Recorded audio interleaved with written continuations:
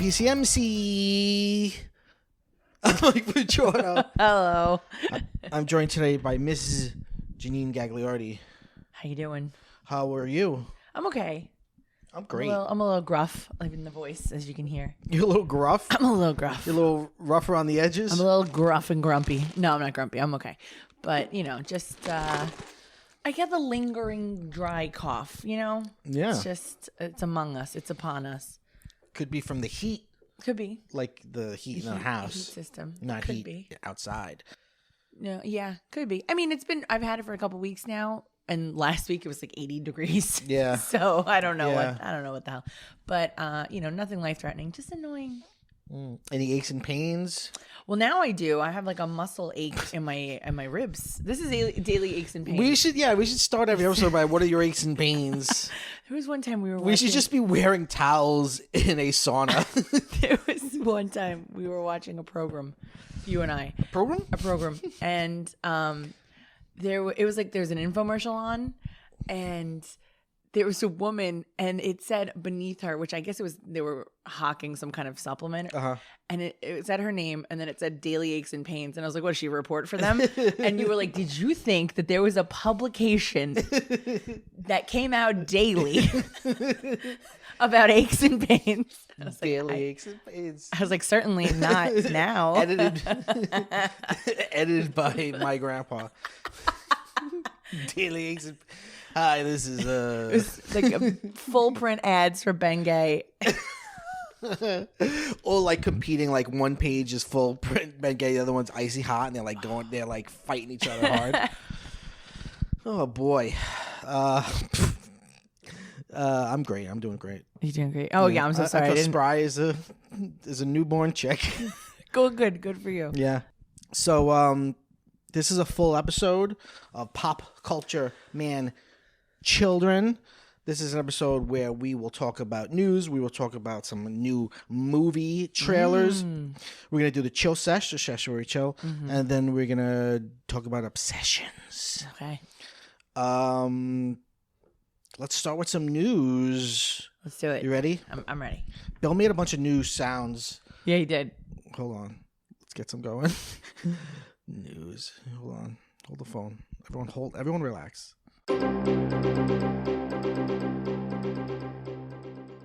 All right, this come right in for the ticker tape. Breaking news. Did you hear Matthew Perry died? Oh my god. You heard it here first, folks. You probably heard it here last, but Yeah. Oh, that's terrible. Yeah, that's sad. It is sad. It's just sad. As somebody who has the addiction gene in him, it's sad when somebody loses the battle. Not to say that his life is completely void now, but he was pretty darn young. I mean, we're at the age when we consider 54 young. I remember hearing about people dying at 54 when I was like 19, exactly. and I'd be like, yeah, okay. Yeah. What, natural causes? Yeah. In his sleep? Yeah, so it's just sad. And then they're like, of a parent drowning. But you're like, okay, but, what was he doing? A dive? Like, no, he just... How do you... Unless it's a cardiac thing. But of course, we won't know until those reports come back. And by then, I'll have forgotten. Right. So... No, it doesn't. Yeah. It sounds... It can happen. I mean, Val Kilmer's teenage brother died in a hot tub. He had a seizure. And he was alone, and he just drowned. Right. It happens, but Right. Knowing his history, people I think are assuming that it's something drug related. Yeah, which is just sad. Yeah. And it's like a year after his memoir came out. Yes, which was pretty he opened up pretty wide in that and talked about all the addiction and I'm not a Friends head, so this didn't hit me as hard as neither. A lot of people I know were really heartbroken by it. But I do really like 17 Again, which is a movie he stars in, and he's really good in it. And I thought with Zac Efron. Yeah. I love that movie. I think it's great. I think it's very underrated. For your switcheroo movies, it's one of your top switcheroo movies? Yeah, it's one of my top switcheroos. Yeah. Maybe my top switcheroo. Because I'm not a huge fan of Freaky Friday. I'm a huge fan of the concept of Freaky Friday. Sure. But, I mean, who wouldn't want a switcheroo? I think it's a good one. It's one of those where the younger version of himself shows up right? And yeah. it's not like people act like they've never seen him before. Like his wife's like, oh my God, you look exactly like my husband when he was young. That's crazy. And she's like really looking at his face like, wow, I that's see. nuts. Like they acknowledge the Okay. conceit of like, this is, you Okay. recognize this person. Like you've seen this person before. Yeah. I watched like the first, I guess, half of Friends. Okay. And he was the best one. He was the best think. one, yeah. He was the funniest one. I also think, like he is responsible, both in his performance and I suppose the writing as well, of a certain like Gen X, snarky archetype. Okay. Yeah, I could see that. Like vulnerable yet still cutting, low status yet still criticizes everybody. The way that he talked and the way that he joked, I think a lot of people did that, emulated that. Okay. So it's a big I think he had a big influence on culture. I think so. I now that you bring it up, I could see that. It's sort of like just by virtue of being smart, the assumption that he's the smartest person in the room and therefore can like kind of look down his nose at everybody else. Yeah. But still, there's a lot of like pathos there. Yeah, There's a lot yeah. of like insecurity of yourself. And then this is also sort of like a deflection or a shield. Yeah. Yeah. I had a weird experience, which was last weekend. Me and Jen were at a bed and breakfast in the Pocono Mountains. And by weird hack. All right. So the day before Matt Perry died, we were in the library. It's like this old manor. It was really beautiful. And there were like board games there. And it was like Friends Monopoly, Friends Clue, for like weird. All Friends And Jen stuff. was like, wow, someone really loves Friends here. And then the more he died, and the next morning, like they make you breakfast and stuff. And one of the husband and wife own it. And she put on like Friends episodes in the old. There's like an old tavern that's part of it that's like from like 18 whatever the fuck. Okay. And she was like, I'm so sad that Matthew Perry died. Aw. And I was I like, guess she's the one who had all those games. yeah. I was like, really? She was like, yeah. She was like, I learned to speak English by watching Friends. Oh my God. She's like, would you like any more coffee? She did have that inflection. And she was like, Matthew Perry's book is my favorite book. I was like, your favorite His memoir. book Okay. of all the books. Wow. That is your favorite of them. But whatever. Okay. So I felt bad for her. Wow, she really had a really terrible she really time. was That's heartbroken. awful. And I was like, and not that I, how do I put this? I don't enjoy other people's pain, but something about her genuine feeling made me feel it genuinely. Like, aw, like I felt it more Right, because someone was just like had this huge, deep connection with to him. that person. Yeah, I know. Yeah. It's like anything else. If there's like a person in your life who's connected to the tragedy in some way, you feel connected to the tragedy in some way, even if this is an innkeeper you just met. Yes. You're like, well, you're in my life now, so Yeah. I feel your pain. Yeah. Exactly. Oh, that's very sad. Oh, well. Yeah. So let's move on to some not sad news. Okay. Oh wait, where do I have this? Hold on. This is I couldn't be less prepared today. Here we go. I burped. Okay, this is I got this from comicbook.com. Okay. Okay.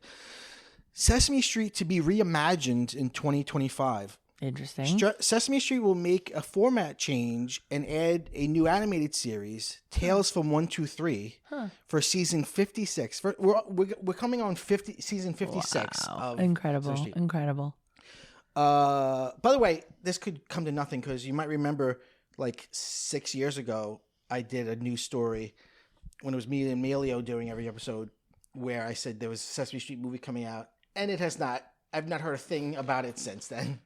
They're still And working there were, like, on it. Stars attached and everything. Jeez. Word on the street. Word on the street is that 123 Sesame Street is getting an overhaul.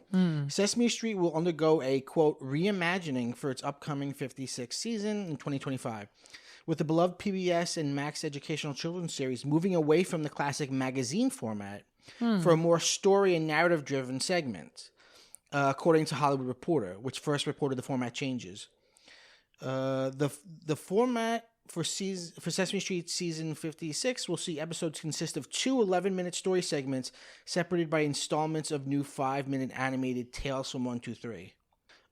This isn't the first format change in the long-running Sesame Street, which is its 54th season in November. Oh, so they're like looking way ahead. In 2002, producers revamped the show to add a more set structure, and in 2016, PBS shortened episodes from 60 to 30 minutes to adapt to the streaming era. This is interesting. Yeah. It's funny because I mean, why change now? It's been 56 seasons. Well, it makes me feel like they want to save money and make it more maybe more streamable, make it easier to like cut up and put different places. Okay.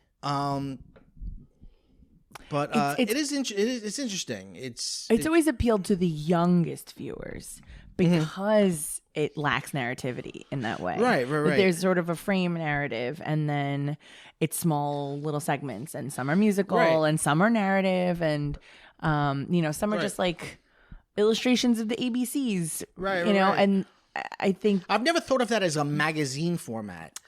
Like the Today Today Show. Show. Is what they call it. Yeah, right? Like, I think if to me, a magazine format is like news, something else. You know what I mean? Like, it's definitely a segmented format. Yeah, I would think of it more as a variety show. Like, this is... Yeah, closer to that. Yeah, sort of like the Muppet Show. It's like, this is what we're doing today. And... Oh, look, it's James Gandolfini. Right. Hey, how you fucking Muppets doing?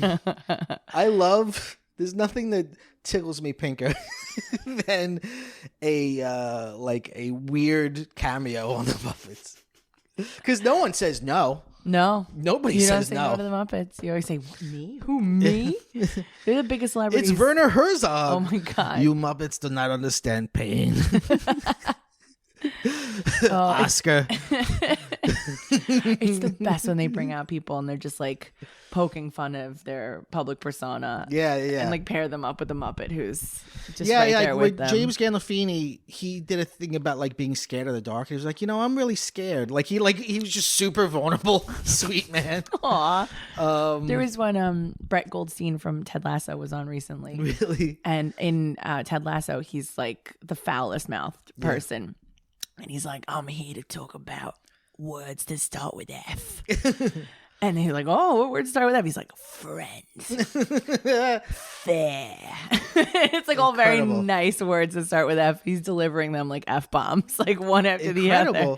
Family. So that would imply, right, that there's got to be some adult audience. Yeah, absolutely. There was a whole Game of Thrones sketch like a while back. There was which is like, who's that for? Just mom and dad. In the 90s, there was like a pretty long fucking Twin Peaks sketch. Did you ever see that? I did. I have seen that, yeah. So are they moving away from that shit? I hope. I mean, I guess so, but that's sad because they're so good. I feel like this, as much as it's like an institution, it is an institution that's been sort of floundering for a while now because it's been on for half a century.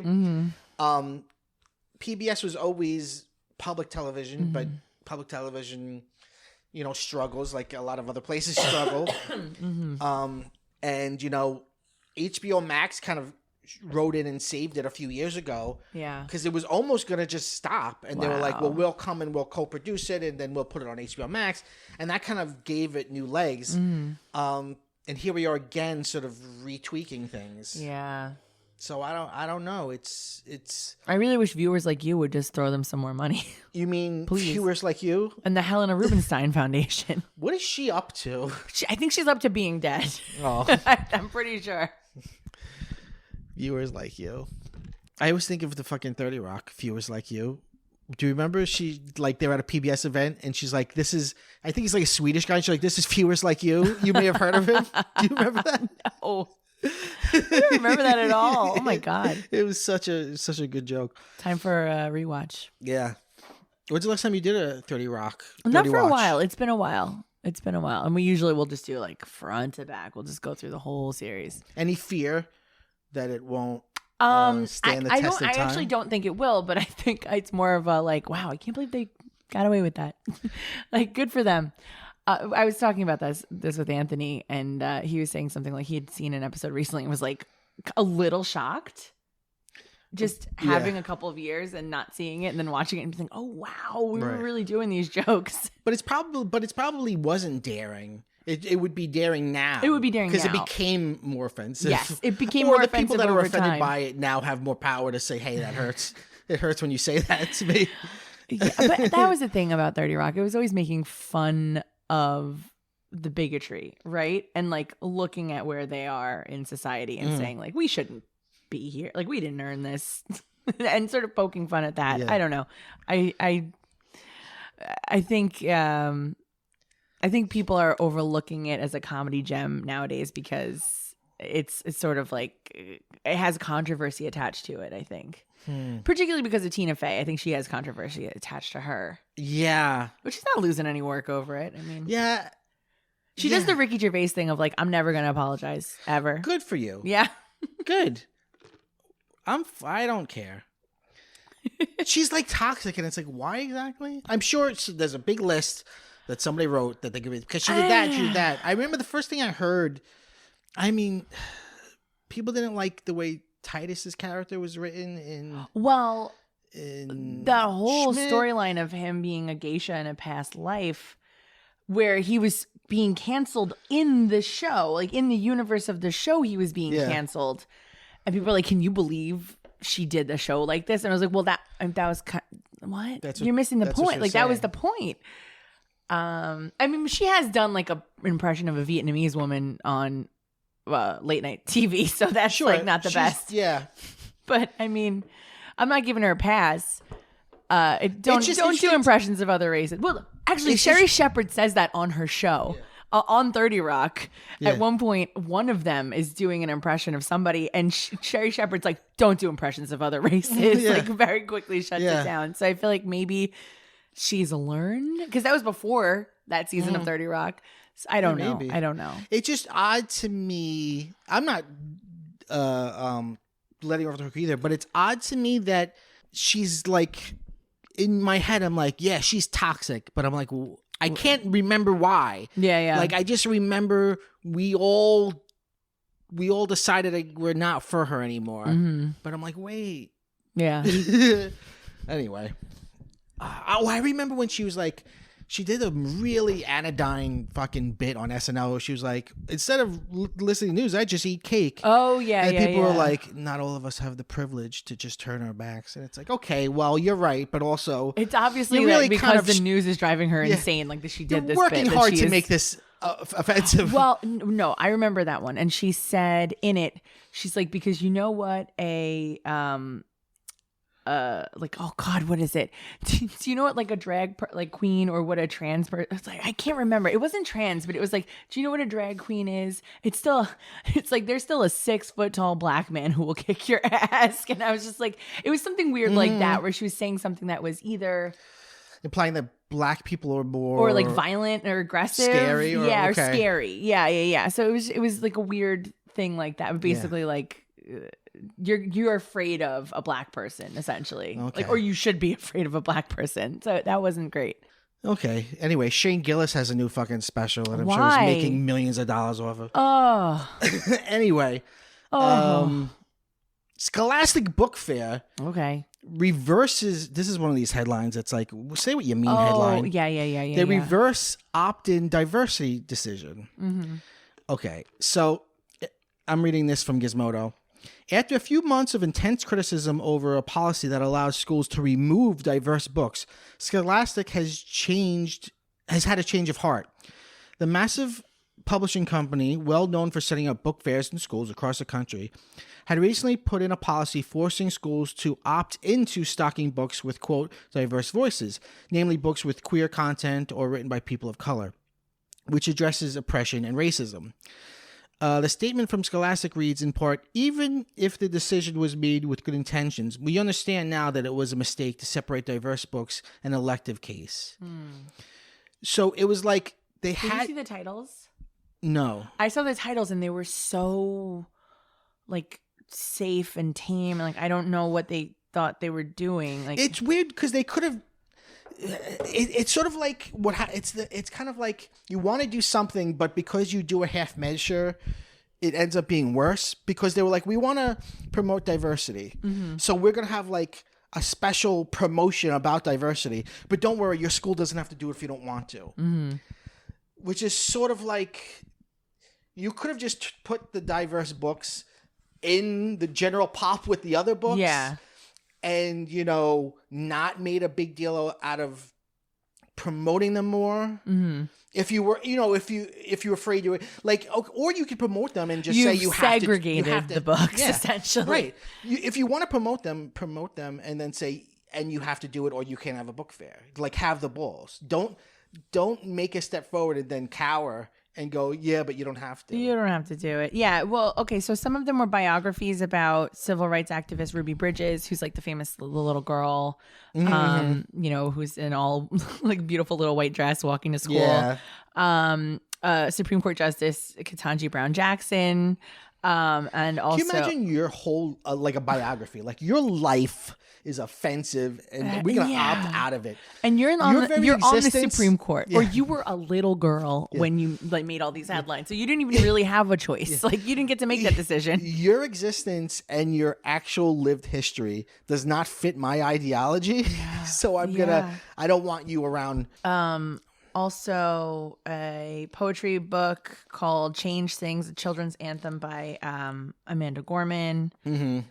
So just like biography books. Right. I just cannot. Yeah. Reddit says Scholastic offers a bigotry button to schools. Ooh. Who said that? Yes, Reddit. They're like saying that they in allowing schools to opt out, they've given them basically a bigotry button that they can press. But now they're saying they're not going to allow them to opt out. But does that mean they're still going to go along with this?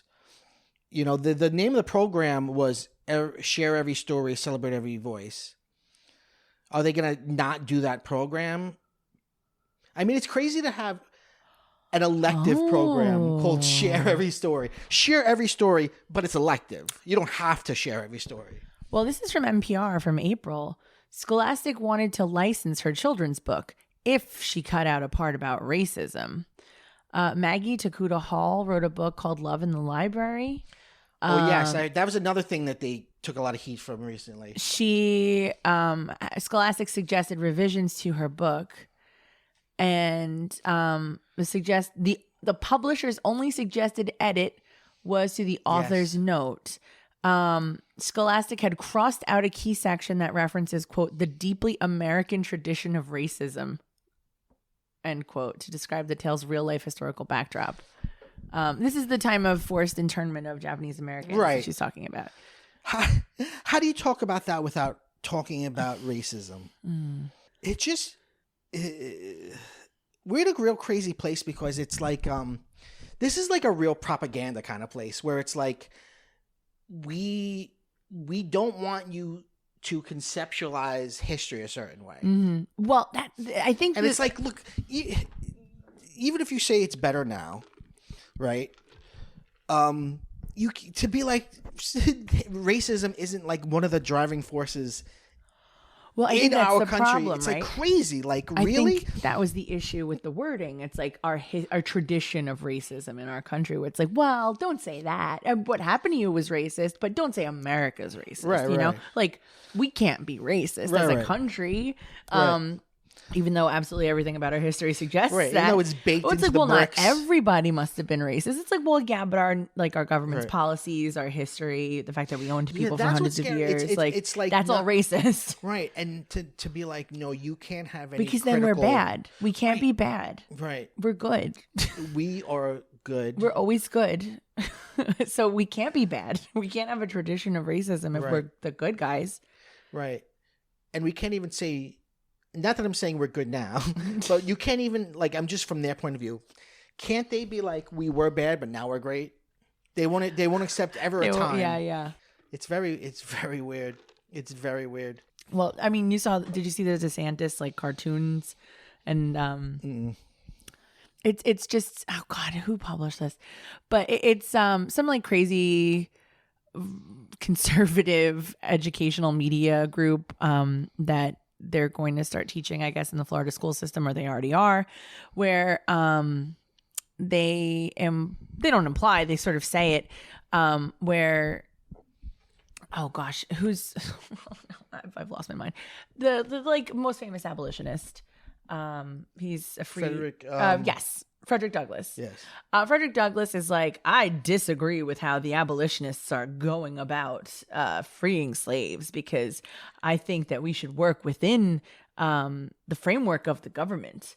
And also, some people benefit from slavery. It's like, oh, okay, because they have roofs over their heads. I was like, oh, great. You're using the slave owners argument, which was, well, I have to pay for these slaves. I have to feed them. I have to give them clothes. I have to put roofs over there. Yeah. While they're enriching you the entire time. It's incredible. But yeah, that's what they teach in Florida. So, well, have fun if you live there. Also, apparently their septic systems can't handle the amount of people who moved there recently. So good luck living in your shit state, Florida. Fest. That's going to really fuck with the crocodiles. Oh my God. Imagine all the snakes coming right out of the toilet bowls. You know what? Look, Scholastic, just fucking do it. Like, grow a clit and fucking be strong and just be like, you know what? We're gonna we want you to put these books, or you don't get to have a fucking book fair. Well, why do we assume that they want to promote diversity? I don't know. I don't assume that. I would say, based on that publisher's note, they're more right-leaning than we assume they are. We just assume like librarians and books, and we're like, oh, they're lefties, they're cool. Remember the Bush administration when they wouldn't give up any information for the Patriot Act? Right. But like Scholastic's not that. Right. They're a company. Yeah, I don't know. They don't give a shit. I don't know why. Then I don't know why they wanted to do. And I say this as former chair of a Scholastic book fair. Wow. Yeah. Wow. Scathing. Yeah, that's right. I don't know why. Then why do you think they did that? Why do they think they did this at all? Every voice is every.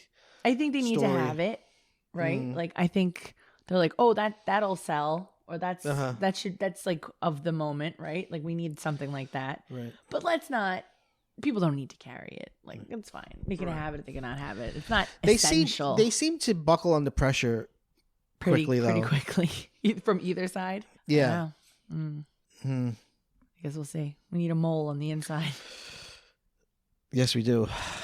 All right. You want to go to Trailer Corner? Yeah, let's go.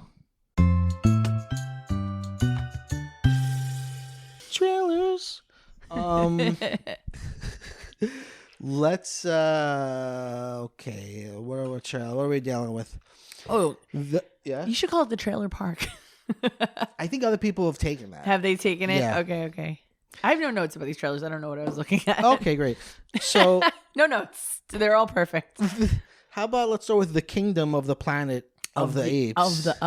Yeah. No, it's just Kingdom of the Planet of the Apes. Of the just that one extra one. I feel like this Planet of the Apes series makes a lot of money, does very well. They put a lot of money into it. Often they have stars in it. Yet it doesn't have like the reach of like a Marvel or a Star Wars. You know what I mean? Like, I think it's not like anybody's T-shirt, right? You know? But they've all no one's dressing up as them for Halloween. They've all been great. Yeah. The first 3 have been awesome. Oh, I've seen them all. Yeah, I think I enjoyed them all. Yeah, I can tell you almost nothing about them. Right, me too. I don't remember a goddamn thing except like sometimes the monkeys ride on horses. I just fire machine guns really at the same time. Them. Yeah, I like them. I remember the guy's name I can never remember. And I remember that he's in it and I can never remember his name because he's a very forgettable name. Caesar? No, not Caesar. And Andy Serkis, of course. But no, the human that isn't James Franco from the first one. The guy who's like in the other 2. He's a friend, not a foe. Oh, I don't remember. Yeah, see? Because he has a very forgettable name. It's something like Jason John or something like just... Oh, yes. Okay, he plays Tom in The Great Gatsby, the Baz Luhrmann version. I've not seen that. Oh. Okay, let's go. Not only did we see it, we brought a bottle of champagne into the movie theater. War for Planet of the Apes? Are they in that one? Yeah, I think he's in that one. I think. Yeah. Is he a human? He's a human. I don't see a Jason in this fucking cast. Maybe he's in just the second one then. He might just be in the second one, which was Dawn, right? Dawn of the Planet of the Apes.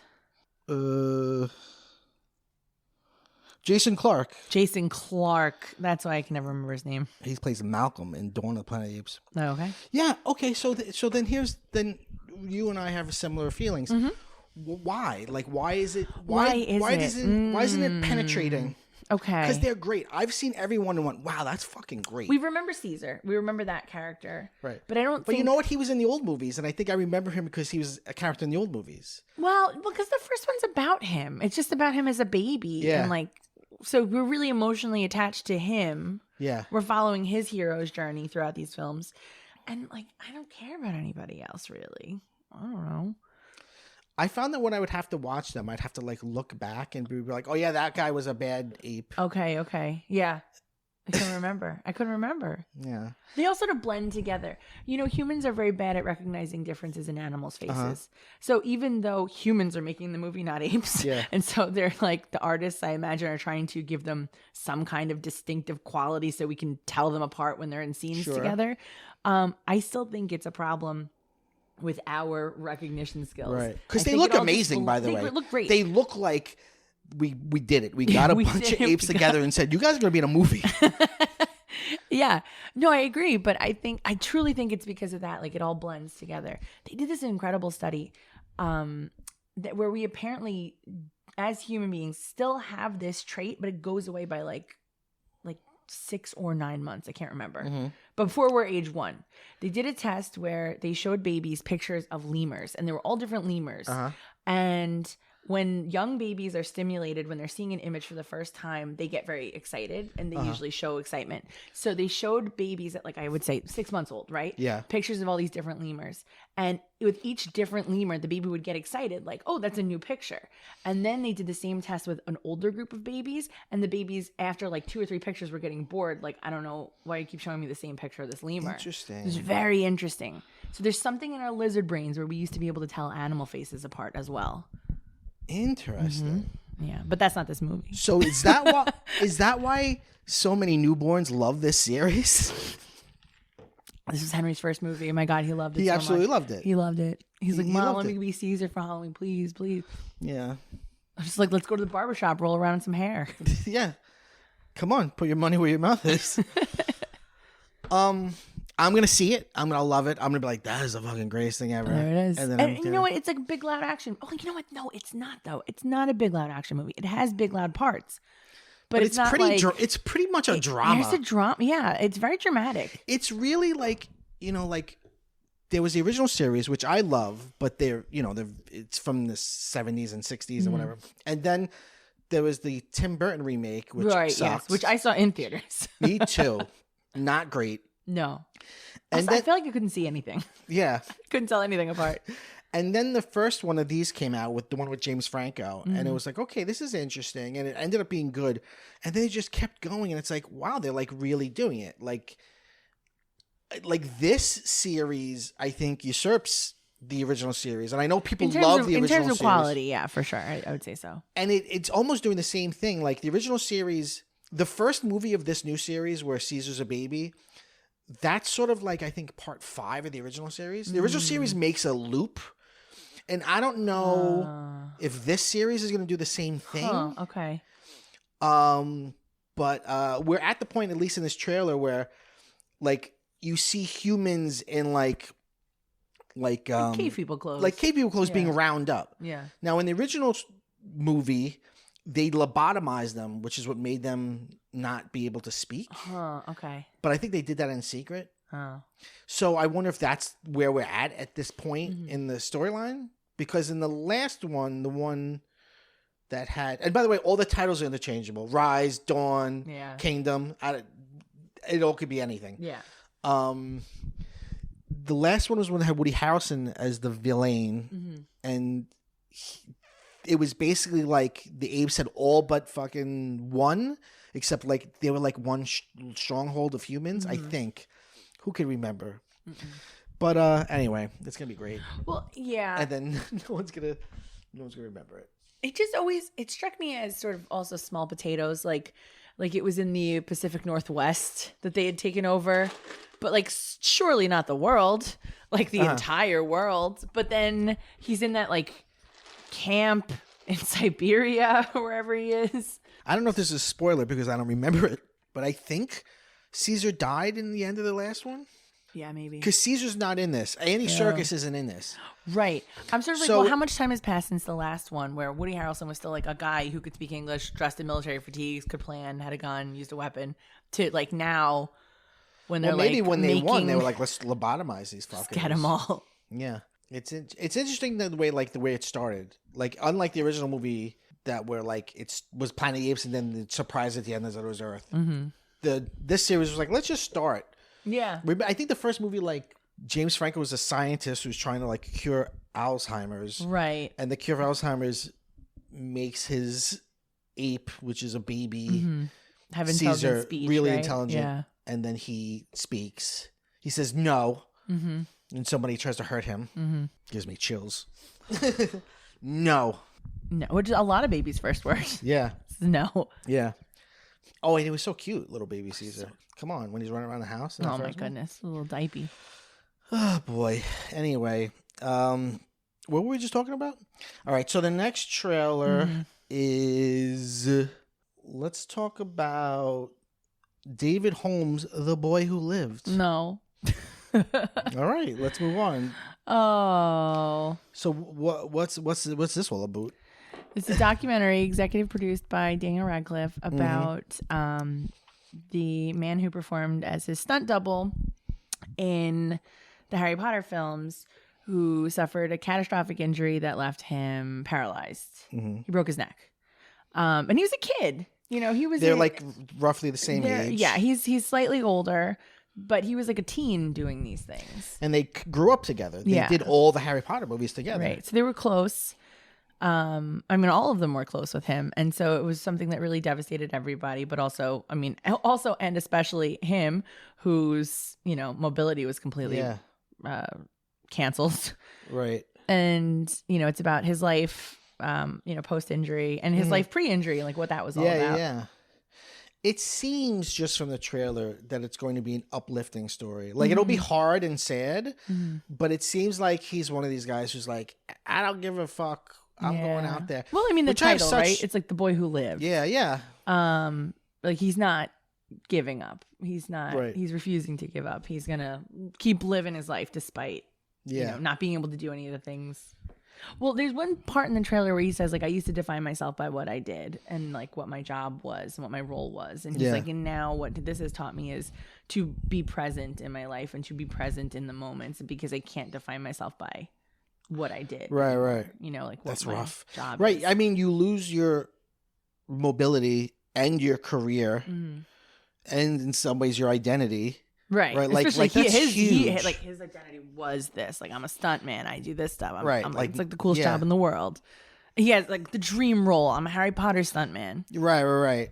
I don't mean to be glib, but sometimes I do wonder, like, would I be? I feel like if I were to suffer some sort of grave injury, being that I already have such issues with depression, that I would not survive. Although, some might say, no, you don't know. You won't know until it happens. And then you have inner strength that you're not aware of. But part of me is like, I don't know. Probably. I don't know. Probably. What about you? You think you thrive? I have to. I'm a mom, right? Like, you gotta. You can't just like lay down and die. You have to just keep going. You gotta. You can't. You're walking around. Bless you. Stuff that would have taken me out years ago where I'm like, I gotta call in sick for work. It's like, there is no sick day. There's two little people who need you 24/7. And you're just like, okay, well, I guess I gotta do this now. Okay. So just out of pure necessity, I think you'd have to. You just have to. Like, so as someone without children, I'm a worse person, you think? Yeah. No, I mean, I think, yeah. Yeah. Sure. Yeah. I mean, Sure. Disney adult, like, wasting wasting your money, wasting your time, all that stuff. I understand. But you're a vegetarian, so, there's that. I haven't brought any more mouths into this planet. So That's true. I'm not replacing myself. Well, good. Yeah, I mean, this looks like an uplifting documentary. I mean, it just further cements how fucking cool Daniel Radcliffe is. God, he's so cool. God, He's just like the nicest, coolest fucking just guy like, ever. you're like a decent guy. You're just a real fucking dude. You're a real mensch. So cool. And also, it got crazy hot in recent years. Like, what's that about? Matthew Lewis always was the one where they, the glow up, right? Like, whoa, what happened to him? Neville Longbottom. Neville Longbottom. But yeah, Daniel Radcliffe, I guess the most recent season of Miracle Workers, like, he's super shredded, but not even talking about that. On the, the little, the widget on Hulu, if you look really quick, he looks like Chris Evans. Like, he's got, like, a beard. He's got the thing. The hair's looking good. I was like, geez, what happened to you? Good for you. Yeah. And now he's a dad, so he's like a real person. He's like, he's an honest to goodness person. Yeah, he's a human now. Does he have, not that he has to, but does he have a wife? Does he have a partner? Or is he just... No, I don't think he's like one of those... He's just seeding children around the world? I think people have probably tried to give him a baby at one point. Sure. Right? I mean, why not? He probably gets babies left on his doorstep in like a little Harry Potter blanket. Oh God, what a nightmare! Whole damn day. But no, I believe he has a partner. I'm pretty sure. All right, well that's good. Good for everybody involved. All right, so the last trailer is Freud's Last Session, which stars. This is a real drama. Matthew Good as C.S. Lewis, and Anthony Hopkins, right? As Sigmund Freud. Sigmund Freud. Here's how dumb I am, or how little I was paying attention. When I first saw the trailer, I was like, "What's this about?" Like, I know that guy's Freud. It wasn't to the end. I was like, "Oh, that other guy's C.S. Lewis." Who's this man coming and bothering him? But also, why is he bothering him? It's like, you come to my house, I'm not bothering you. Yeah. You're like, I'm going to prove to you God exists. It's like, go to church. Leave me alone. It seems like a real play because it's men in a room. It's two men in a room talking aggressively at each other, having different points of view. Yeah. I was saying to you off the air, like, this movie sort of poses Freud as like the ultimate atheist, which is not at all how I think of Freud. No. Like, he is I an actually atheist. didn't know he was an atheist until watching this trailer. I was like, oh, okay. I don't think it, I mean, I've read a good amount of Freud for a normal human, like, like not a Freud expert. Like, it's not like his thing. Like, he's like a naturalist. You know what I mean? Like, he's all about nature and science. Like, it seemed like he's not Darwin. Like, it's not fundamental to him that he doesn't believe in God. Yeah. But it seems like this movie is about, like, he is Mr. I don't believe in God. Yeah. And then C.S. Lewis obviously is like a very deeply devout Christian person. And I saw on the cast list, at some point, J.R.R. Tolkien shows up. Is that true or no? Yeah. Who plays Tolkien? I don't know. But they were good friends, C.S. Lewis and Tolkien. Tolkien? Tolkien. Tolkien. I mean, either way it's fine, but it's really Tolkien. Tolkien. Who plays Tolkien? Someone who graduated from the British Academy of Dramatic Tricks. Incredible. Freud's Last Session. See, Anthony Hopkins is just like, I think he is great, by the way. He's great. I'm not about to take him down. But oh, I wish you would. It's just like, is he all we have when it comes to like prestige? Like he's like the go-to guy for like, we need a serious older gent. I know, he doesn't look anything like Freud. No. He doesn't remind me of Freud at all. There's a movie, oh shit. Oh, Stephen Campbell Moore is J.R.R. Tolkien. All right. Well, I don't know who the fuck that is. Oh, my Moorheads, where you at? I don't know. He's I have so many feelings. I just made like 10 sounds, but I didn't say anything. He's great. He's great, but it's like, when is he different though? Well, it's hard to be different when you're like, every role is like, you're Freud, you're Odin, You're like, you know what I mean? Like, Well, you're an old guy with the gravitas. Yeah. But like, okay. Exactly. You've got gravitas. I want to see him play like a lowly street sweeper. Well, like, but even then, he's like the mystic. He may be a street sweeper, but he is the wisdom of the ages within him. He was kind of vulnerable in The Father because he had dementia. Oh, yes. I wanted to see that. And he was very vulnerable in that. Okay. But still, that's interesting. He still carried a sort of gravitas with himself. Okay. Yeah, I just want one thing where he's like silly. Right. Probably the Thor movies is as silly as it gets because he can't take that seriously, can he? What? The Thor movies? Oh, the Thor movies. Yeah, but he's kind of doing his thing.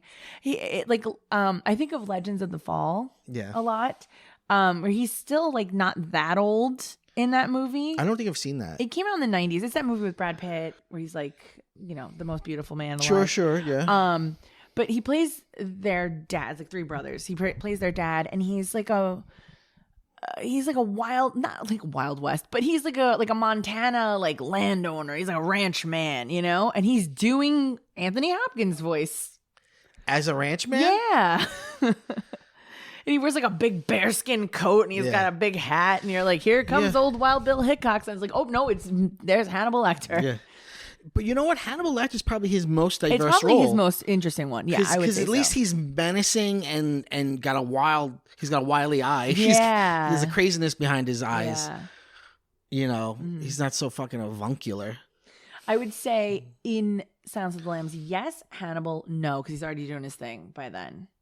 He's got his like, this works for me, and that's what I'm going to do. He's the same in that. He's the same in the Transformers films. I'm sorry, what? He's in a Transformers movie. He is? Yeah. As a man or as a Transformer? As a man. I wish as a Transformer, but let's see which one. I think it's... Is he King Arthur in that weird King Arthur one? There's a King Arthur one? Yes, there is. Oh, hold on. There is a King Arthur one. I bet you didn't know that the Knights of the Round Table actually transform robots. I just wish you'd call him Antony. Anthony, sorry. Anthony.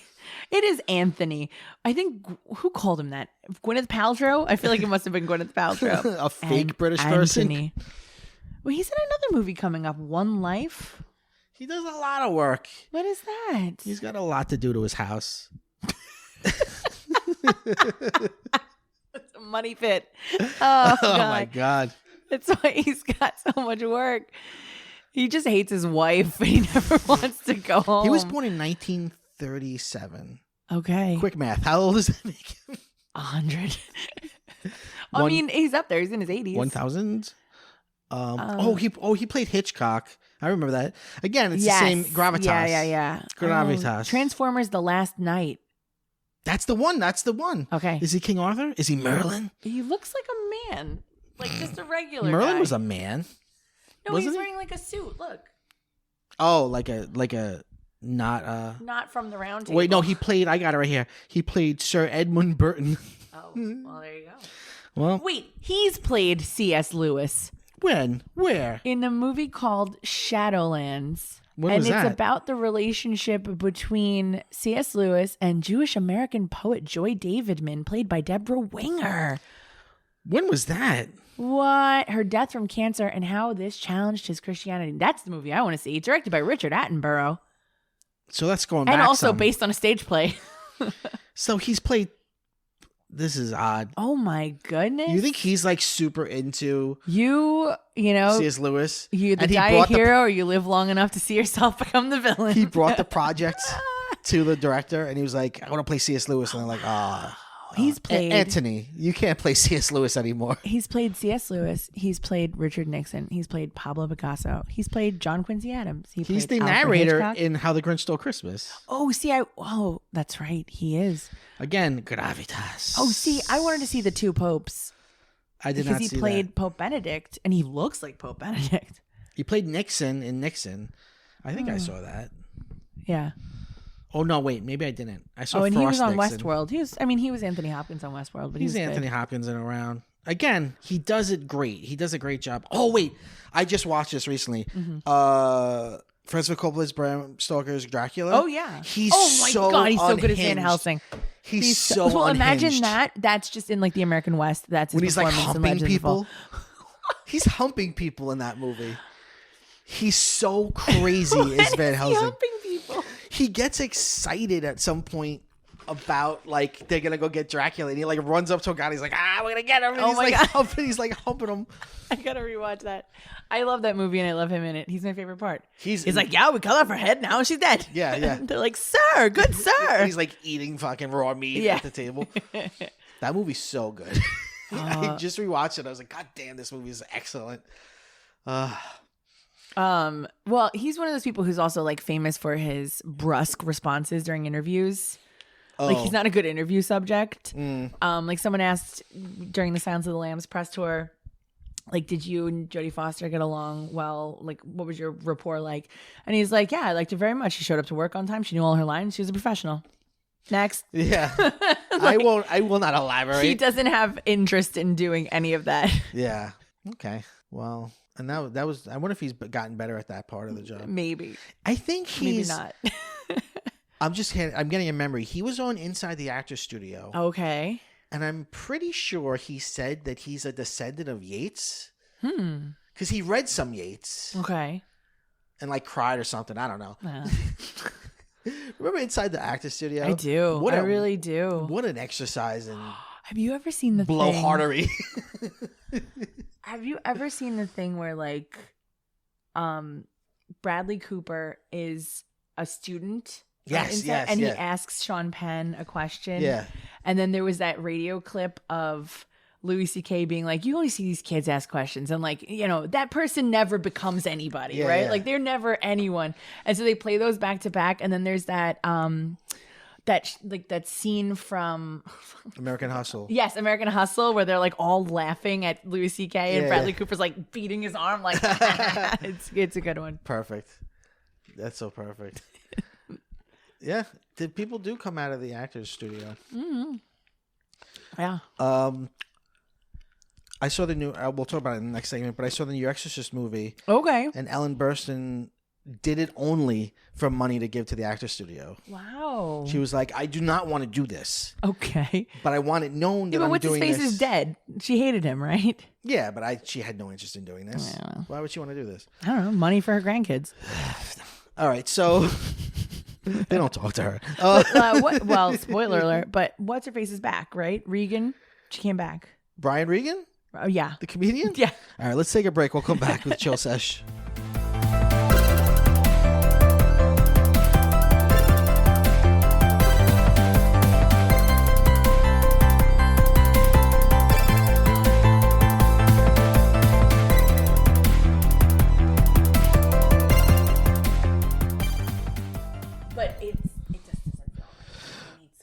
Pick up your microphone. I feel like I need to bring holiday lighting Yeah. into every holiday. I'm like, why not Easter lights? We can have little pastel, colorful lights. We were having such a fascinating conversation that everyone needs to hear. Yeah. That I was like, we need to put this on the microphone. Yeah. I was saying to you that you skillfully, artfully, and with great tact and precision. Oh, thank you. I appreciate it. Transition from Halloween decor to fall harvest decor, sort of leaning towards Thanksgiving. Yeah. And that's a difficult thing to do because it's not spooky, but it's still cold and dark and cozy. Okay. And it's the same color scheme. A lot, but not all. Not all. Wait, it's there's like no yellows, purples. browns, oranges. You're not getting the blacks and the purples. Right. But you do have like crunchy leaves and pumpkins. I mean, pumpkins are like the totem, one of the main totems of Halloween, and it persists throughout the whole fall season. I think you have like vegetation, whereas you have animals for Halloween, right? So you'll have like your cats, your bats, your spiders, and then for the fall you do like you have acorns. Like I do a lot of acorns. We'll do acorns. We have there's gourds, right? You have corn. You do like a sunflower. I feel like sunflower is earlier fall though. I transition from like the sunflower. I think that is spring. Sunflower is fall. Well, sunflower, I think they collect them at the end of the summer. That's the other thing. Apples usually collect at end of the summer. Like when you're going looking for Honeycrisp in October, babe, you missed it. It's in August. Like you missed it, asshole. You missed it. You jagweed. Like you were trying to take a picture with your hot flannel on. You gotta go apple picking in a bathing suit because it's hot. So like all of our like things we like to eat, we associate with fall. It's like Interesting. harvested at the end of the summer. It's food based. Yeah. It's food based. Yeah. So interesting. But yes, thank you. I actually really enjoy the slowdown of November. I enjoy it. I'm enjoying it increasingly. As we go hard for Halloween. And it becomes, too. It's like a thing, right? Like we have a lot of activities and events we go to, and there's Me a lot too. of dressing up and doing all kinds of stuff. I It's know a you guys take it season. very seriously. So I feel like there's a lull between now and Christmas, or the Christmas season, before it really kicks into high gear, where you can just like enjoy, just take a step back and just like, okay, let's take it a little slow for a couple weeks. And for us, media consumption, of course, is a big part of our celebration. Yeah. So like, we did all the, like, on Halloween Day Mm-hmm. this year, we watched in this one day Over the Garden Wall, Garfield's Halloween Adventure, Treehouse of Horror 1, and Hocus Pocus 2. Oh, wow. Just in a fucking row. And that's after months of, me watching scary shit. Right. And spooky shit. But like come Thanksgiving, we're going to watch A Miracle on whatever street that had that miracle. Yeah. 34th? Bleecker. Miracle on Bleecker Street. Right. And, then, like, you got your Santa Clauses and, Yeah. I love Santa Claus. I love A Christmas Story. I love, I could probably recite that movie front to back. yeah. I've just seen it so many times. The Santa Claus? Oh, yeah. Yeah. I was one of those VHSs that I just like, just put it back in, watched it again. Just watched it over and over again. I loved It's it. a good one. It's a good one. There's a second season of the TV show coming out. Really? Yeah. Huh. Did you watch any of the first I season? didn't watch any of it. And Isn't I've that wild? seen only parts of the sequels. I've never seen the sequels in their entirety. If I'm remembering correctly, But Martin Short's the in one of them. third one has Martin Short in Yeah. it, and it's straight up bonkers. Yeah. It was like watching the back of a cereal box. It Huh. was so insane. Huh. He's like Jack Frost. Yeah. Yes. I've seen the character, and it's wild. It gets that insane. Like I don't know if there's any like not fantasy in that movie. It's just weird. bananas.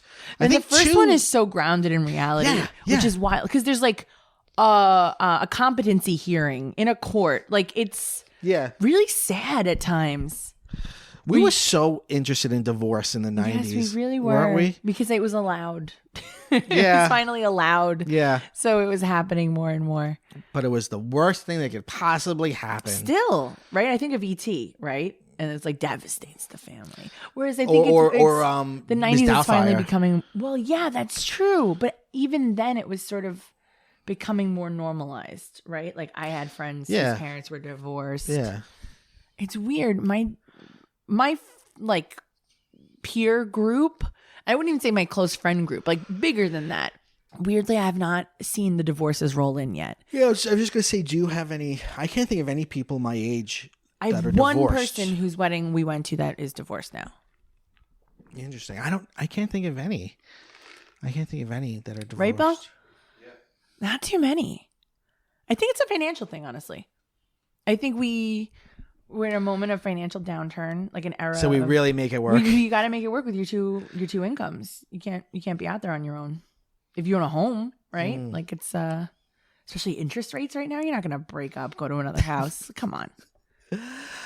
I certainly am not talking from my own experience. Okay. Rock solid.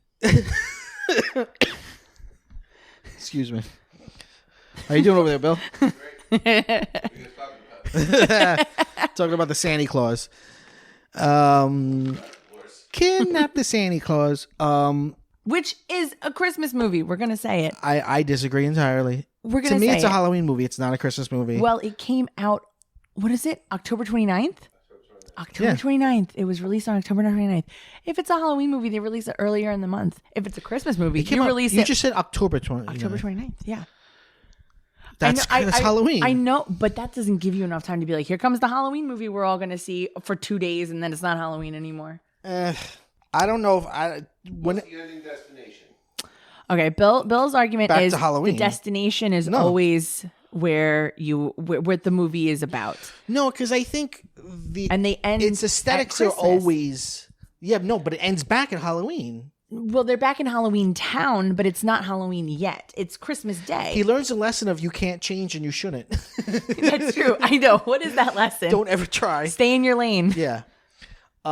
See, I would say that Never strive. I would say that it's a Halloween movie because its aesthetics are always Halloween. Like even in Santa Land, Santa is bizarre looking. Mm-hmm. It would have been an interesting choice if like Halloween Town looked like it did, and then Christmas Town looked like it wasn't in the same artistic style. It was like what if it were like Rankin and Bass? Yes. Yep. But did we just Freaky Friday? What? Sonny, what have you been chilling with?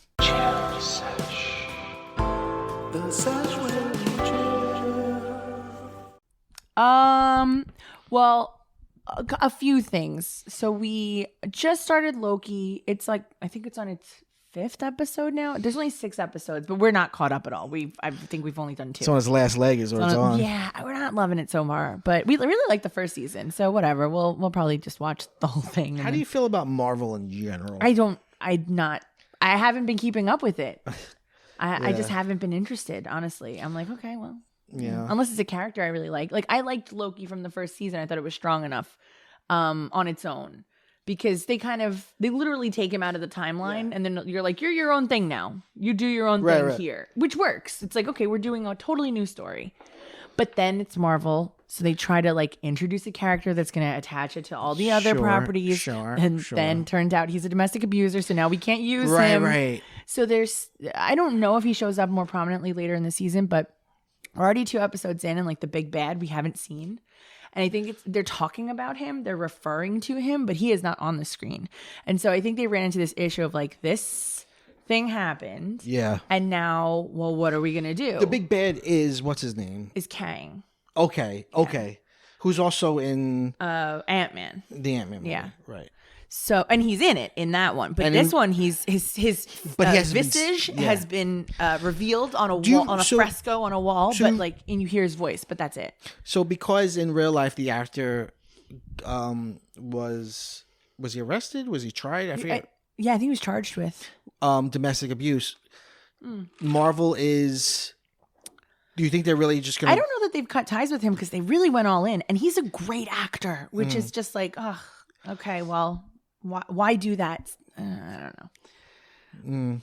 But it just, and people are stupid. They're kind of floundering, even without him, right? Even without that weird situation. Jonathan Majors. Yeah, even without that, though. Oh, breaking from 11 minutes ago. Crisis at Marvel. Jonathan Majors backup plans. Marvel reportedly considering recasting role. Wow. Maybe they feel like we got considering pivoting to Doctor Doom. So not even just recasting, like changing the plans of like who the new big bad's gonna be. Yeah, Doctor Doom. Yeah, wow. You know they announced the Fantastic Four movie 4 years ago. Yeah, that's right. She gets announced so fucking early. What? Another? Jesus. Well, now, New York prosecutors disclosed last week that they obtained a police report from the Metropolitan Police in London relevant to the actor's domestic violence case, and that there are reports in London as well that he's assaulted women. So he's done. He's done so, and he should be. Right. I mean, especially it looks terrible because I think he was on the cover of Men's Health like the week before the charges were filed, or before like the accusations came out, and he looked so like jacked because he was in the Creed movie as a boxer, and he looks like a heavyweight champ. Like he looks like in crazy shape, and he's shirtless. You see like all his big muscles, and like he's sort of a slim guy prior to this. So now he looks humongous, and he beat a woman. So you're like, great, just great. Like, what is this? What an asshole. Yeah. Yeah, but even like I was saying, even besides that tragic fucking tragedy there, they've kind of don't know where they're going. They've kind of been floundering, and that doesn't help. But yes, the I Eternals, agree. Which I didn't see, the Eternals like kind of it wasn't good. We saw it. Yeah, it was not. It was kind of boring. The second Black Panther bored me to tears. I didn't see it. I loved the first one. Yeah, the first one's good. The second one just was so goddamn boring. I also think the Marvels is coming out. That's probably gonna do bad. We'll see. Yeah, I loved Captain Marvel. Me too. I thought Miss Marvel started strong, completely lost its way. Yeah, I watched like 2 of those, and then I was like, all right. It's like it lost its charm after like the first 2 episodes. The comic was better because the comic was more on its own. Mm-hmm. It's like they don't realize that there's narrative potential of not connecting things. Yeah, which is the strength of Loki, but it's why it's floundering now because they introduced this guy in the last episode of last season. So the whole season was strong, and now it's like, okay, well, we've got to fix this crisis that's occurring because of this guy. So now they're trying to focus more on the time crisis than the actual bad guy. What's Kang like I've seen none of this. What's he like as a bad guy? Is he just another big tough? He's not. Is he like Thanos? Maybe in Ant-Man, because there's different what they would call variants of him. So there's some variants that are very like warlike and aggressive, and there's some variants who are like more I don't know, like wizard-like, I guess. Okay. So the one that we meet in at the end of Loki he's called He Who Remains, and he exists like hidden in time, like at the end of the world, so they can jump to anywhere in the timeline. And so at the end of the universe, like the opposite of the Big Bang, essentially, he's like hidden himself, and that's where he tries to engineer the timeline, and every time something happens, there's like branches and alternate timelines and alternate dimensions that are created. And so he created the TVA, which is the Time Variance Authority, which is what this whole show Loki is about, to go in and prune the branches to anytime there's another branch, they try to get rid of it. And they keep it on what's called like the sacred timeline, right? And so the reason he does this, what we find in the last episode, is actually to prevent variants of himself from appearing. And because they all go to war with each other. Like they're all aware of each other, and they all go to war with each other. And then it's like Kangs dominate the universe, and it's like a terrible thing. So he's like supposedly the good one, even though he's like committing atrocities. And he's like, oh no, you don't want to meet me. And he's sort of like it's very similar. But what is Kodos doing? Who? Kodos? I don't know what that is. Kang and Kodos? Oh, stop it. Get out of town. This is not your usual Halloween fare. You know what I say to that? Take a hike. Oh, sorry. Don't be naming people names that are beloved characters. Kang. But isn't it Kang like a name that's been used in other things? Yeah, The Simpsons. Besides that, like older media. No, I don't think so. No? Okay. No, I don't know. I'm just saying what I want to say. Oh, right. Oh, my dad and I were in the car, and we were listening. They called him Kang in high school. We called him Kang. We were listening to, this is just a tangent about what I'm chilling with. I've been chilling with a lot of Halloween music, of course. Sure.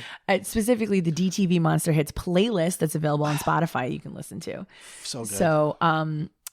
So Henry was in the back, and he knows my dad is very old. He's about to celebrate his 80th birthday.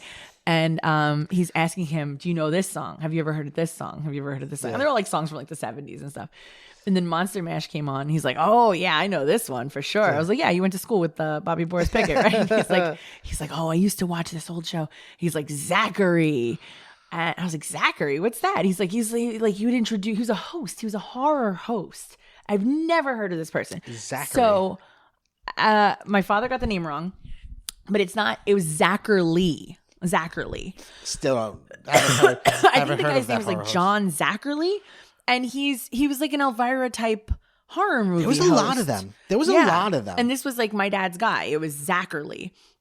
And he's like, yeah, he used to, he was a host. Where was this? On television? But where did your dad live as a kid? Long Island. Yeah, look. I don't know that guy at all. I know. I know Elvis. I know Elvira. I know Svengoolie. He served the New York City market. He hosted Shock Theater and then later on Chiller Theater. He was really close friends with Dick Clark, and sometimes he would have him on Bandstand as the cool ghoul. You know how that started? I was just reading about this because I was reading about Universal Monsters. In like, I guess the 60s, Universal, as a way of like making money again off of all their monster movies, packaged them all together and sold them to every like market. Okay. Like for like a pretty good price. And they all basically were like, all right, we'll come up with our own spooky host and just like show these movies. Yeah.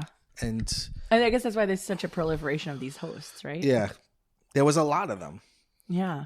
I like Joe Bob Briggs. He's a little bit later on. Yeah, I know about him. He's on Shudder now. He's still doing it. He's still doing it, huh? Yeah. Okay. Does he look like sort of like an Elvis type? He's weird because he's sort of a character. Mm. I don't know if he is the person that he is. Well, I know his name isn't Joe Bob Briggs, but I don't know. It's weird because it's like his character isn't like spooky like Elvira. Its character's like good old boy, but it's still like horror movies. Okay. It's really interesting. Huh. But I think he had started as like a journalist or something. It's interesting how he got into it. I've been chilling. Well, I saw the new Exorcist movie. Okay. Because I was off this week. And It's so funny because in the last episode with Anthony, you're like, I'm not going to see it. No, I wasn't gonna. I was off all week, and I was like, well, you know, I also have I have the Alamo Pass where I could go every day. Mm-hmm. So I was like, you know, let me go see something that Jen would never want to see. Right. Just go a little lone movie time. And I went. It was me and like 2 other people in the theater, the smallest theater they had. And here's my hot take. It's not that hot. Don't put on the oven mitts. It's not terrible. It's okay. I mean, it's the 3rd best one of like, what are there, 6 or something? What would you say? 1, 3, and then this? Yeah, 1, 3, this. Yeah. And then 2 and 4, or that prequel. Yeah. Are way down at the end. Okay. There's 2 versions of the prequel. There's one written and directed by Paul Schrader, and then one written and directed by Rennie Harlan. And I think between the 2 of them, they share like 20% of the footage. Oh, weird. So, but it was so reshot and redone. It's basically like 2 different movies. Wow. It was good. Like like I would not give it credit for. It wasn't that scary, and I think on purpose because I think it was trying to be classy. But I think it was. It doesn't. You know, you would never give it like. You would never give it a good grade on originality, right? Because it's you know exactly what you're gonna get, but it's by no means awful. Mm-hmm. So I'm gonna get on my big liberal soapbox and say that people don't like it because there's a black guy and a black girl, and there's 2 girls now, and one's black and one's white, and it's not just Catholic priest. It's a priest and a shaman and a root doctor, and they go out of the way to say like it's not about any particular religion, it's about community. Community is the higher power, which is very socialist, and I think that rubs people the wrong ways. Yeah. And I think, and I'm not necessarily saying that like everybody who dislikes it is like a bigot, but I do think there are some people that, I guess this also goes back to like the scholastic thing we were talking about. I think there are some people that feel like prejudice is not really a problem. Like we finished it, we're done. So like when a text tries to like deal with prejudice, they feel like it's more of like a gimmick than like a genuine message, or they feel like Hollywood is pushing liberalism on the rest of the country. Do you feel like there's a message about prejudice in it, or? I do think it very strongly is saying, unlike the first movie where like it's very Catholic. Yeah. It's very much saying like any faith works. Okay. In this case. Okay. But other than that, no, I don't think it's that strong. But Right. People feel like,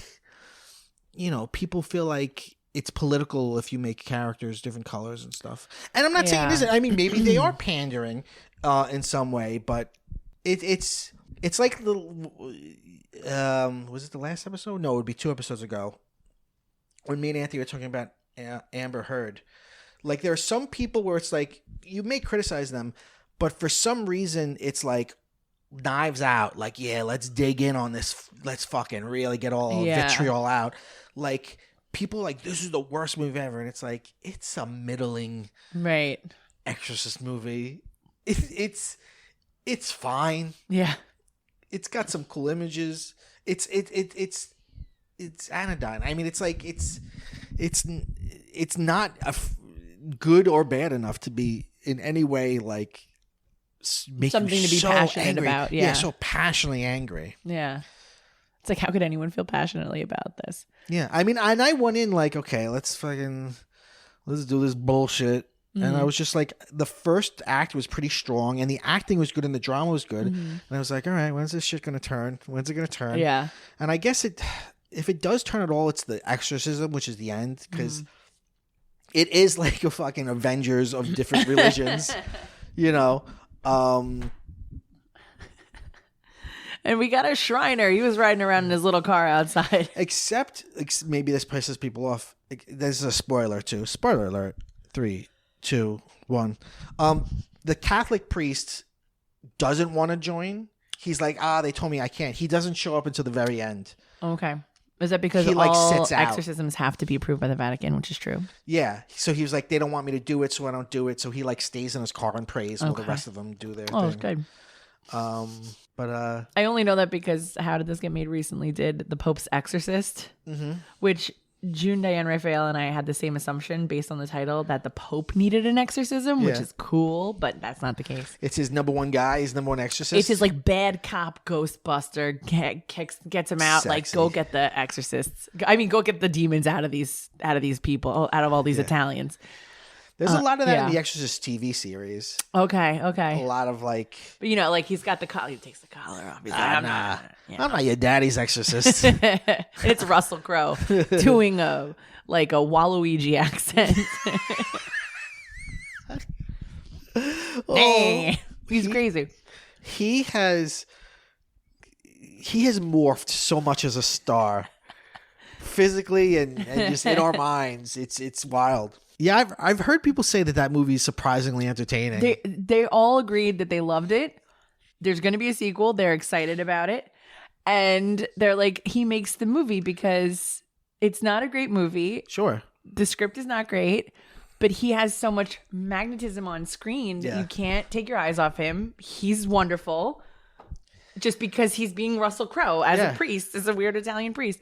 And like, there's one part at the end where they have like the crucifixes in their hands, Yeah, but they're sure. like metal. Yeah. And so they're doing a lot of like you see them moving around with the crucifixes and they're like one Like a priest is butterfly passing knife? the other. Yes, but like a gun. Yeah. Like they're like, sometimes it looks like a gun holster and they're like Yeah. making sort of like gun sounds. There's like a clicking That's sounds like awesome. guns, but they're all crucifixes. I'm like, I have to see this movie. I really want to see it now.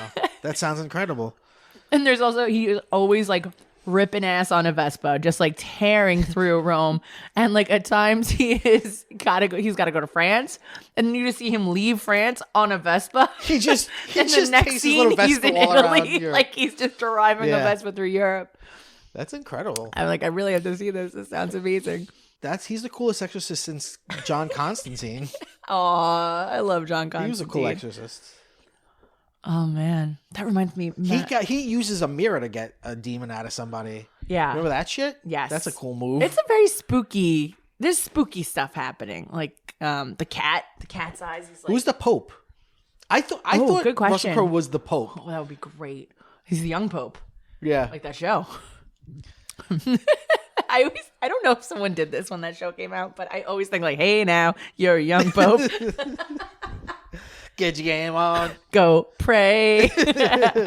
Oh, rest in peace. Someone had to have.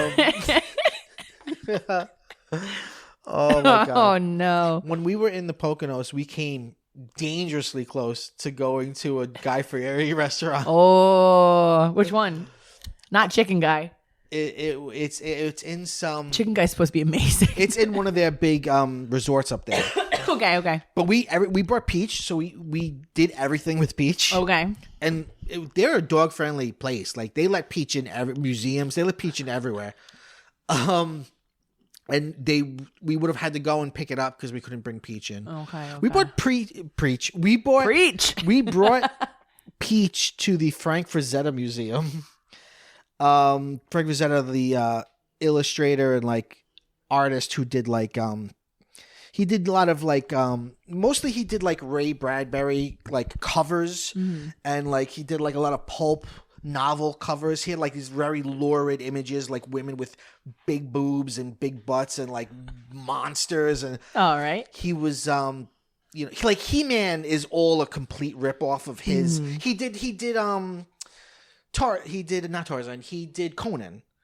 Oh, the comic, okay. which then got turned into the movie with Arnold Schwarzenegger. Yes. So, but the weird thing is, like, it's on this little like property, and it's a house, and then another little house, and then the little house is the museum, and it's his family. The woman, the like tour guide is his daughter-in-law. Okay. The girl who's like taking the tickets and selling you t-shirts is his granddaughter.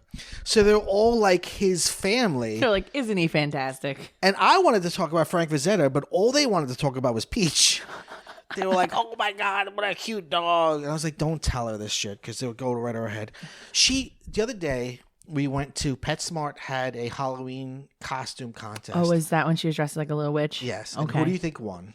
Was it Peach? Of course. Oh my goodness. It's the attitude on her. I almost like when it looked like we were gonna win. I was like, I really hope we don't win, because all these other people would be so mad and hate us. And she already she's not even gonna be grateful. She's gonna be like, yeah, of course I won, because she's a cocky asshole. Everyone was like, Peach, Miss Peach. I was like, oh man, she's gonna fucking win this. And she won. She won the big toy. She's got star quality. She is truly a star. People see her, but it doesn't matter the age, gender, race, creed. Doesn't matter. People see her and are like, oh my God, and want to pet her. And she lives for it. She loves the spotlight. She does. She's like Lady Gaga. When we went away, we were I'm going to start a Facebook page saying Peach will never be famous.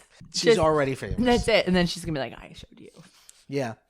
So we went away, and we were supposed to stay in like this little like there's like the big manor, bed and breakfast, and then like across the property is like these little like they call them like suites, but they're like little like whatever shacks or whatever. They were not as nice, and they were infested with ladybugs. Oh. But we had to. That was the only place Peach could go. Like that was where dogs can go. Dogs are allowed in the big house. And we were just like, so the first day of our trip was like a nightmare, because we were like, oh my, what do we do? We were heartbroken. We were like, do we leave? Can we recoup the money? So eventually I was just like, let's just tell them that we want to go into the big house. Okay. There was also no air conditioning. It was hot. Yes. Yeah. It was super hot for Halloween. So. Or right before Halloween. On Halloween, it was cold. So we texted the people, and I was like, listen, we've got fucking ladybugs in our bed. This is horrible. Ugh. We need to leave. We want to go to the big house.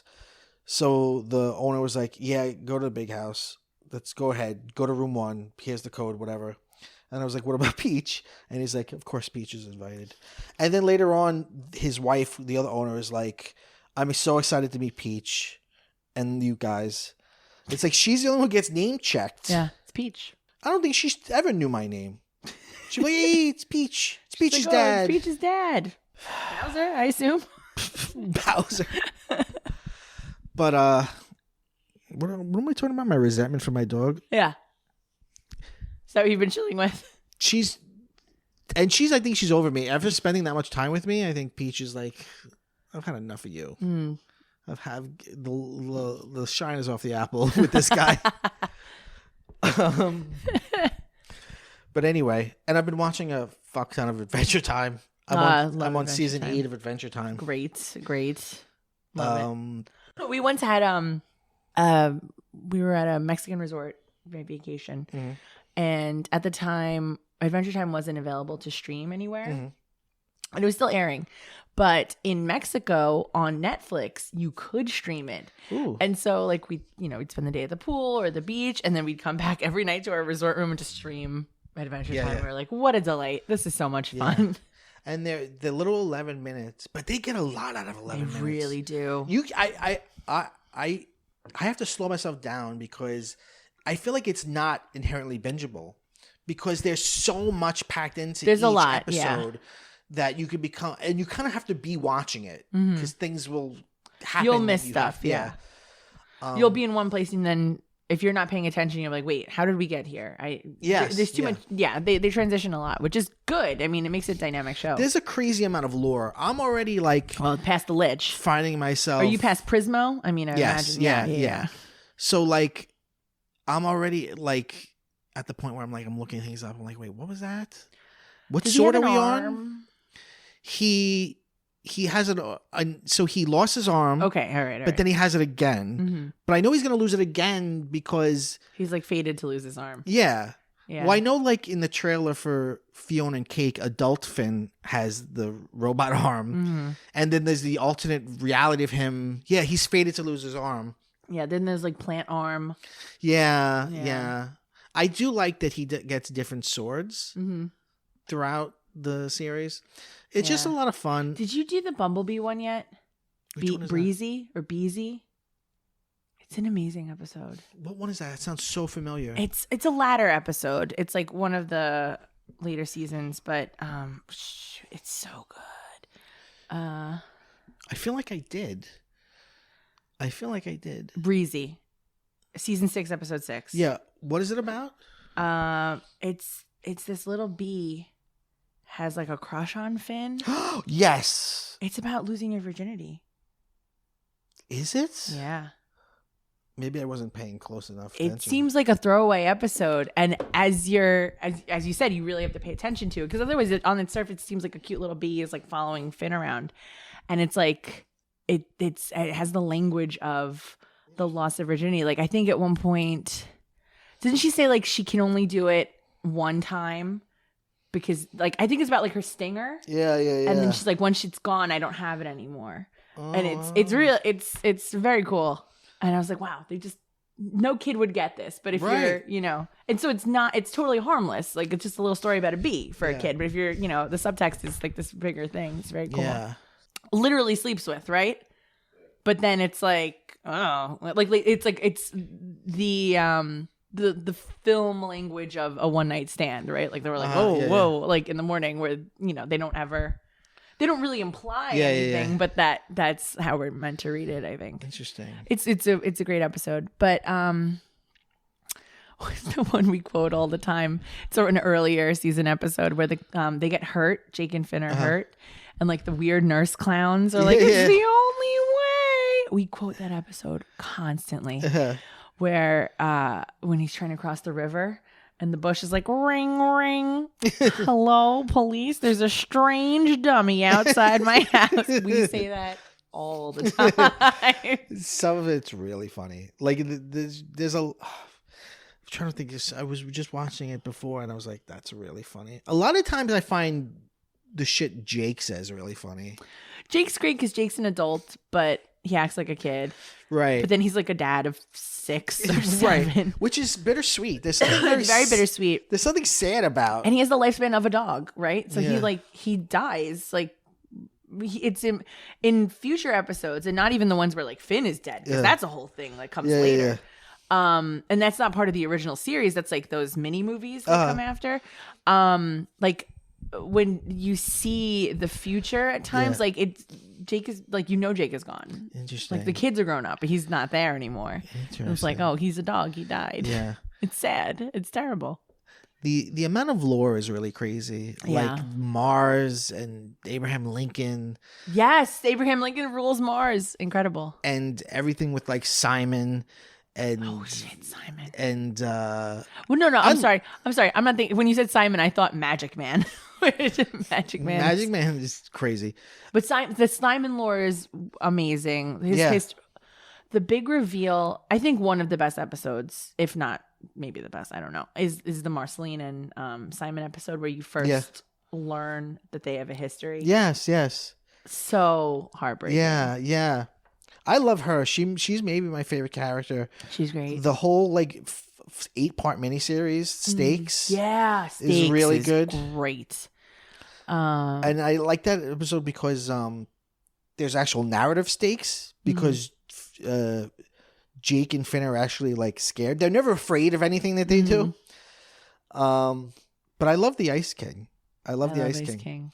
Yeah, he's tragic. He really is. For somebody that started off as really just like someone a silly Tom Kenny character. Who fucking... Also, great performance by Tom Kenny. Like all the serious Simon stuff is great. Yeah. Like he downshifts into like not being his bananas. Yeah. Would you imagine like his real speaking voice probably is? Yeah. I love his drum sets as number one babe.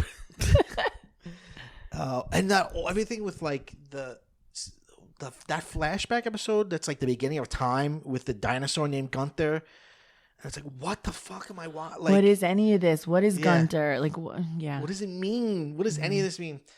Anyway. All right, you know what? Let's take a break and we'll come back with Obsessions.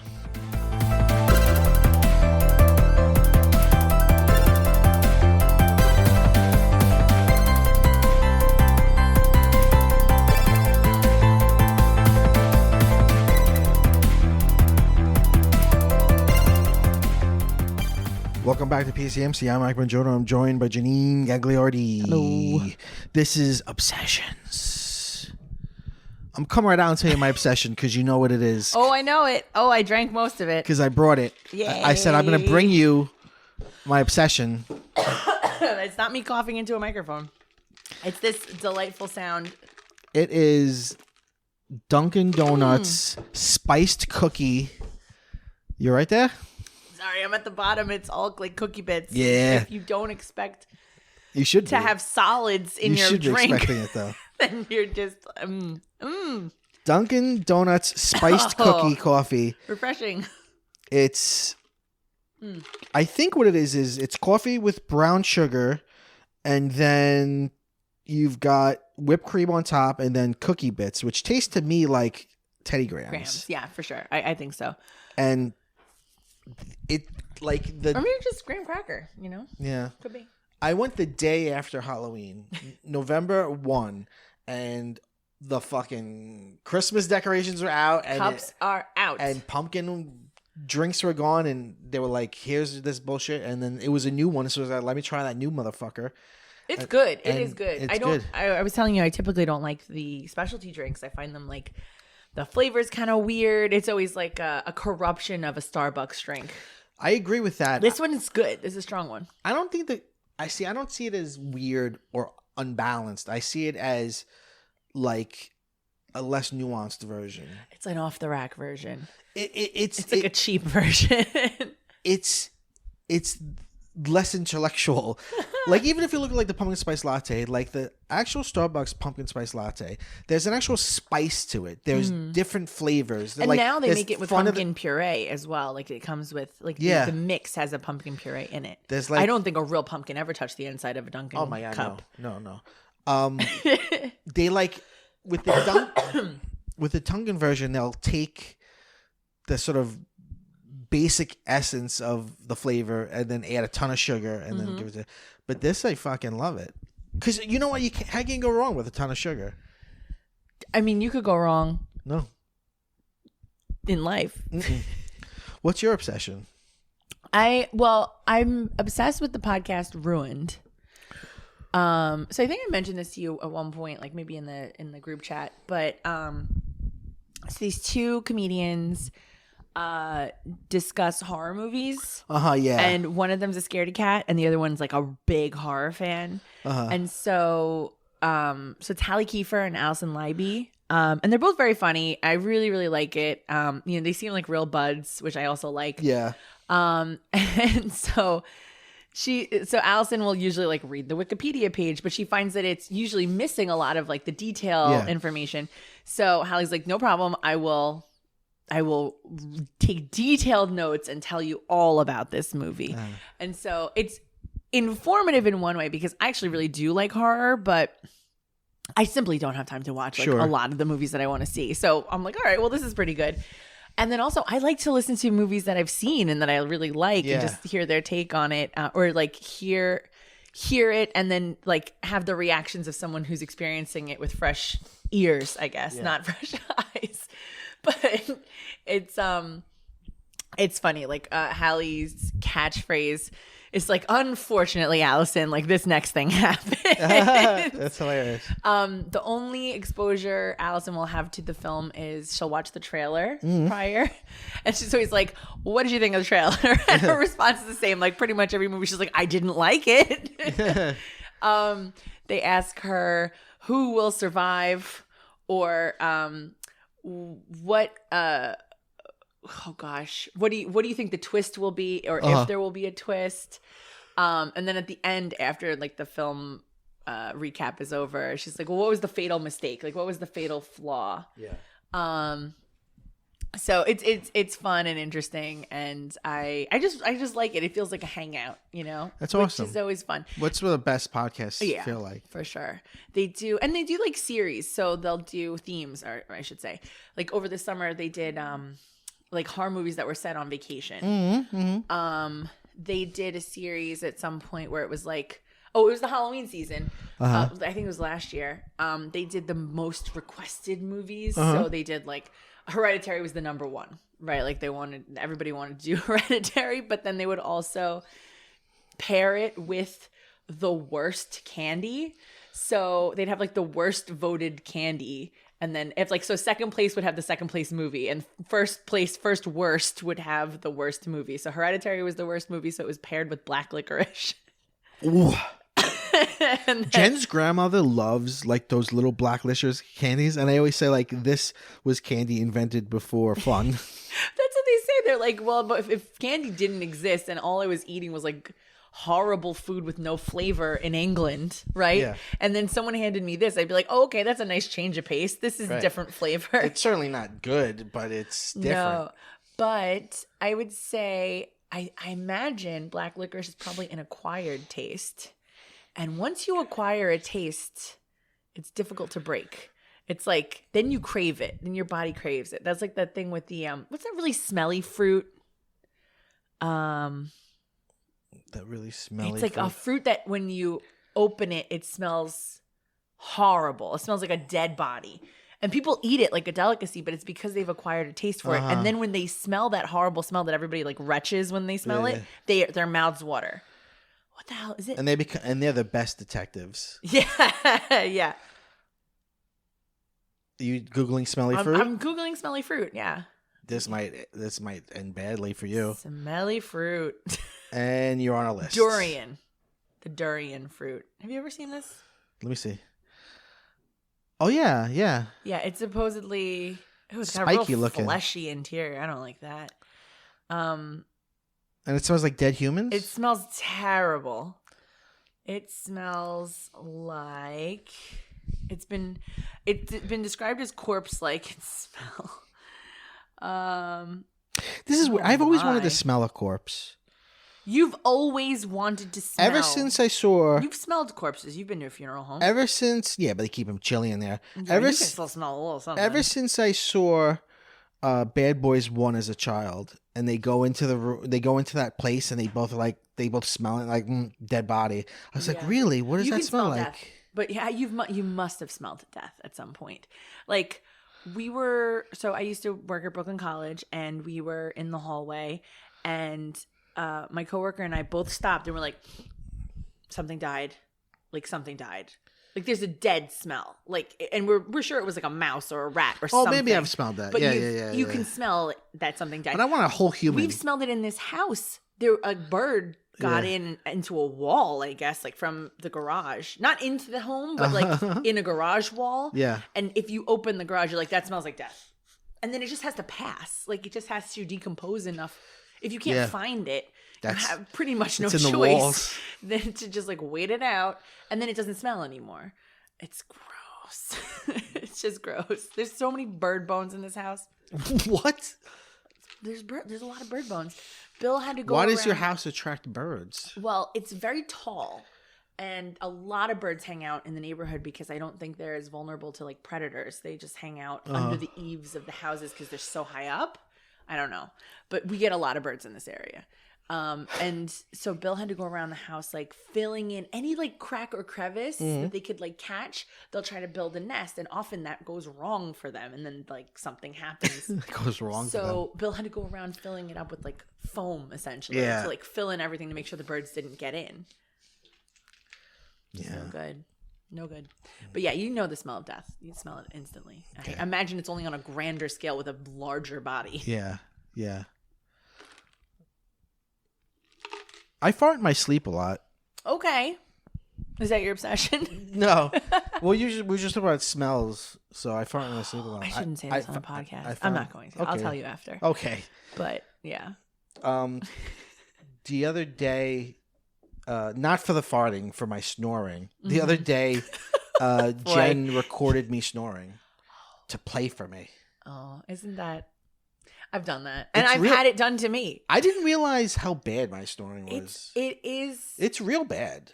It's violating. Doesn't it feel violating to be recorded snoring? Oh, well, yeah. I can see her feeling violated. Yeah. I've been the my perpetrator, and I have also been the victim of both happening. And I would say it's like, well, I can't be held responsible for this. I don't even know that person. Right. I don't know what to do about it. And she, of course, like sleeps. Side sleeping helps. Yeah, but who wants to do that? That's not fun. I know that don't feel good. I mean, that's how it helps for us. Like if one of us is on our backs, it's usually happening. So just kind of roll them on the side, and then it's okay. But side sleeping helps. The breathing strips help a little. All of these are all terrible ideas. There's the thing for the teeth. None of these the all sound awful. Hurts though. That hurts. These all sound absolutely awful. I've done the breathing strip. I find that it helps just in general for me to breathe through my nose. I know you're having this conversation with Anthony, but the breathing strips, like, it's the weirdest thing in the world. It's like you put it on and it pulls. It pulls your nostrils apart, and you're like, oh my God, I can breathe for the first time in my life. It's incredible. It's incredible. It helps a little, but I've still snored with it on. Yeah.